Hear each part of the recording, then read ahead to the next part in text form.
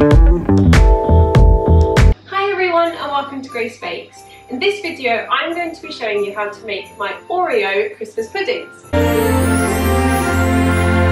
Now during this festive season, this is my go-to food. It's so easy to make. It has 3 ingredients and I just love to make it for everyone. Not everyone actually gets to eat it though, because I actually eat it before I serve it to people because it's that addictive.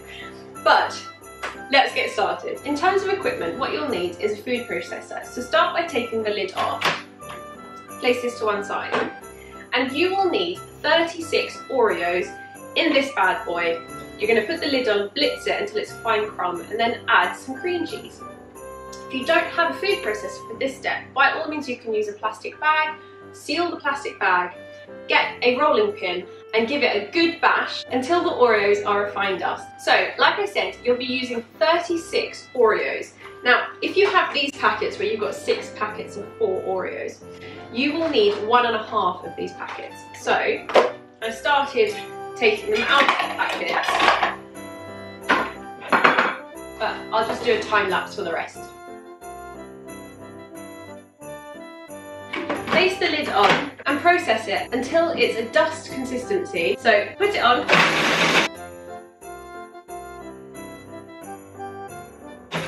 There you go, it's all done. Be careful when you open this because some of the Oreo dust will be trapped around the rim of the lid. So when you open it, sometimes it will spill over and just go everywhere. Set this to one side and it's time to add the second ingredient, which is cream cheese. Now you can always use the regular Philadelphia, however I live in Turkey and we don't actually have Philadelphia, which is rather strange to me, but anyway, we have something called beyaz. You will need 8 ounces of cream cheese. So simply measure out using a scale. Now simply add your cream cheese to the mixing bowl of the food processor. And you don't have to crumble it up or cut it into small little pieces. It can go in as one big lump. Place the lid back on the food processor and blend until it becomes a paste. There you go, it's done. It's really as easy as that. It literally takes, what, 3 minutes to make it? For the next step of this recipe, you will need a baking sheet or a plate or whatever, but you need to line it with parchment paper. So I have my baking sheet that I've already lined with parchment paper. And what you're going to do is take the blade out of the bowl of the food processor. Actually, before that, remove any rings.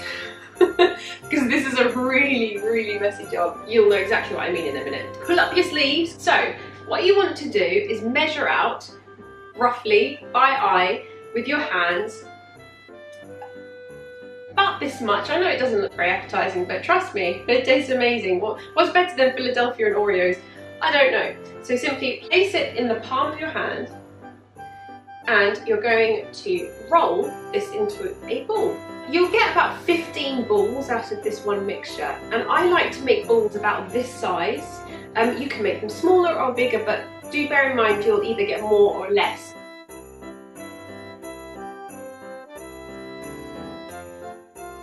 So once you've finished rolling out your Oreo Christmas puddings, put them in the fridge for about half an hour and then we'll get back to the final step of this recipe. It's now been 30 minutes and the Oreo Christmas puddings are firm and ready to be dipped in chocolate. So I like to use white chocolate. You can use milk chocolate if you don't like white chocolate, but if you want it to look like a Christmas pudding, you need the white chocolate. So use 1 full bar, it's about 80 grams, and simply put it into a bowl and melt it in the microwave.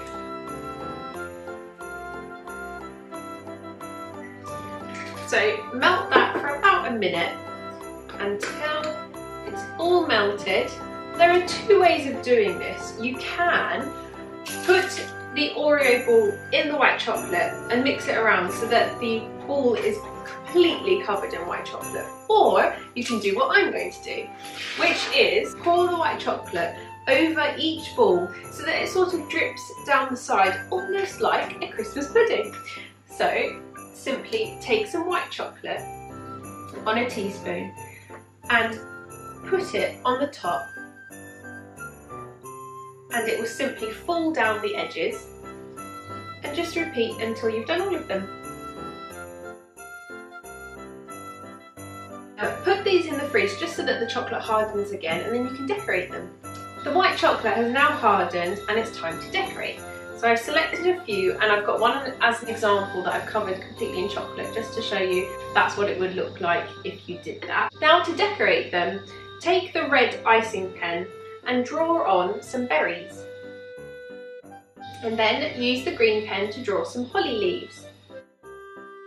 I must warn you, I'm not the most artistic person. Some may say that I'm artistically challenged, but I must say that it's actually pretty good. That's what you're looking for. I think they look pretty cool, don't they? And you can just decorate however you like. If you want to draw a Rudolph, by all means you can. You can do a snowman, you can do whatever you like.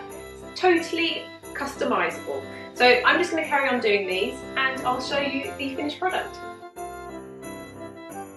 This is what they look like that. Now put them in the fridge, and you can eat them as and when you like. You can store them in an airtight container for up to a week, and they're perfect for parties or a little snack during the day. I doubt these guys will last very long because my husband's not at home and I can't be left alone with these because I eat them all.